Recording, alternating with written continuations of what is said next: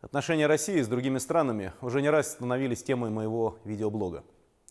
Я рассказывал вам о том, как складывается наше сотрудничество с Соединенными Штатами, объяснял, почему считаю важным участие нашей страны во встречах двадцатки ведущих экономик мира. В один из, может быть, самых драматичных моментов в отношениях с Украиной, летом прошлого года, я поделился с вами своими соображениями о том, почему исчерпали себя попытки наладить диалог с президентом Ющенко. Сегодня я хочу поговорить о том, что происходит в отношениях с самым близким нам союзником, с Белоруссией. Поговорить и с россиянами, и с белорусами. Ведь все мы граждане союзного государства. По моему глубокому убеждению, наша страна всегда относилась и будет относиться к белорусскому народу как к самому близкому своему соседу. Нас объединяет многовековая история, совместная культура, общие радости и общее горе. Мы всегда будем помнить, что наши народы, а мне все время хочется сказать, наш единый народ, понесли огромные потери в ходе Великой Отечественной войны. Вместе мы прошли через страшные тяготы коллективизации, голода, репрессий. Сейчас Россия и Беларусь являются партнерами в союзном государстве. И обе наши страны также активно участвуют в создании таможенного союза, Евразес, в развитии Евразес, ОДКБ, Содружества независимых государств.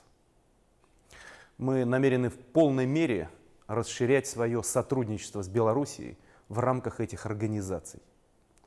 И будем, конечно, настойчиво внедрять современные формы экономического взаимодействия, причем в полном соответствии с мировой практикой отношений между такими близкими союзниками, какими являются наши страны. Исходя именно из этого, мы всегда помогали белорусскому народу. С момента, по сути, распада Советского Союза, это почти 20 лет, и объемы этой поддержки, что бы там ни говорили, огромны. Только в этом году за счет льготных поставок нефти наша помощь Белоруссии составила почти 2 миллиарда долларов американских. Сопоставимые дотации выделяются и в рамках поставок в Белоруссию российского газа. Делаем мы все это, потому что убеждены, наши народы связаны неразрывно.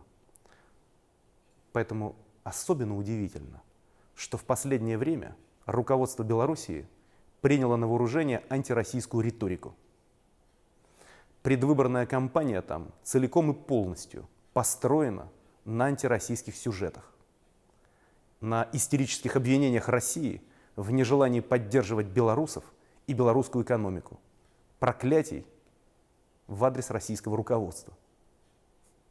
За всем этим видно отчетливое желание поссорить государство и, соответственно, народы.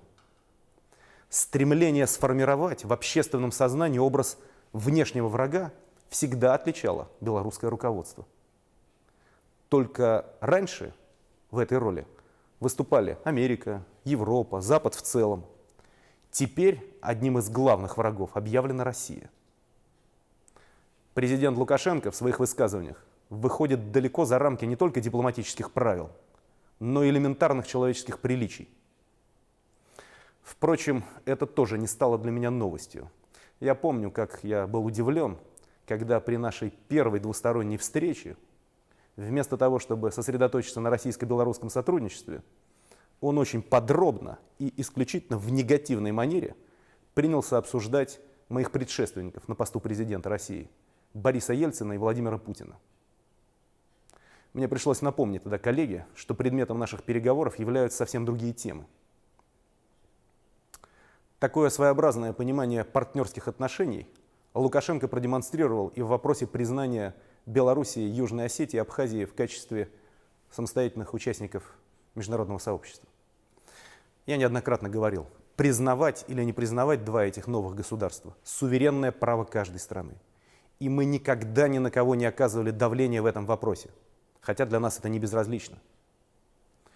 При этом президент Белоруссии заявил о готовности сделать это в присутствии своих коллег, 5 президентов. И соответствующая запись, так уж если откровенно говорить, осталась в протоколе заседания ОДКБ. Но затем этот предмет, этот вопрос превратился в постоянный объект политического торга. Но Россия не торгует своими принципами. Подобное поведение является бесчестным. И партнеры себя так не ведут. И, конечно, мы будем учитывать это при выстраивании отношений с действующим президентом Белоруссии. Но зато в адрес России и его руководства идут потоки обвинений и брани. На этом построена вся избирательная кампания Лукашенко. Его беспокоит очень многое. И наведение порядка в наших экономических отношениях, и общение российских средств массовой информации с белорусской оппозицией, и даже судьба некоторых наших высокопоставленных пенсионеров и уволенных чиновников. Президенту Белоруссии следовало бы заниматься внутренними проблемами, в том числе, наконец, расследовать многочисленные дела об исчезновении людей. России, как и другим странам, это не безразлично. Конечно, не это определяет отношения между народами и отдельными людьми. В этом я уверен, как президент Российской Федерации. Я также уверен, что эта бессмысленная полоса напряжения обязательно закончится. Хотел бы прямо сказать, Россия готова к развитию союзнических отношений с Белоруссией. Более того, кто бы ни руководил Россией и Белоруссией, наши народы навсегда останутся братскими. Мы хотим, чтобы наши граждане жили не в страхе, а в атмосфере свободы, демократии и справедливости. И мы готовы идти этим путем вместе с нашими белорусскими друзьями.